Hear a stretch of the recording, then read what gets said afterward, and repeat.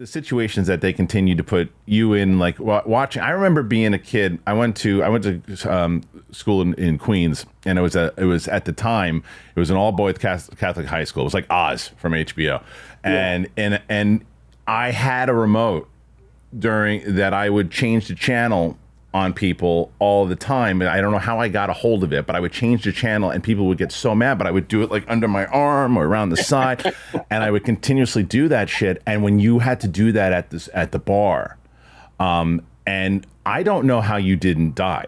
I really don't know how half the time that these people, because that's the question I wanted to ask you, because I've just moved back to New York about a month ago.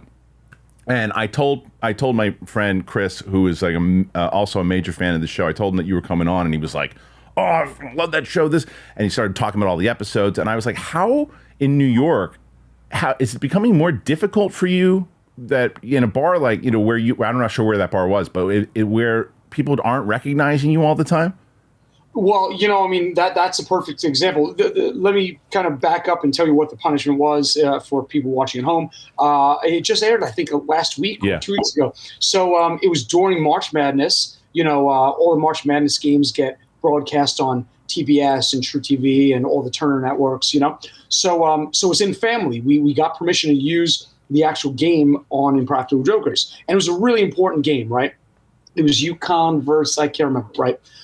Anyway, so in the sports bars, this packed sports bar with like 500 dudes there watching the game on this. The bar has this like 20, 30 foot LED screen. It's really something, right? Mm-hmm.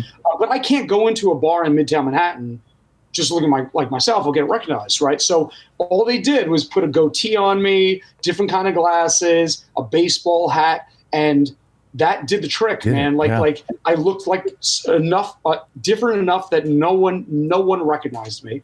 And then, of course, as soon as I took the goatee and the hat off, then everybody knew who I was. And all I had to do was be that jackass in the bar that had the remote and kept switching the game at critical moments. So anytime a player would go up for a 3-pointer, boom, click. Yep. And one of the cool things I would say about moving to TBS is that, Warner Brothers and Discovery merged, about a year or two ago? Yeah.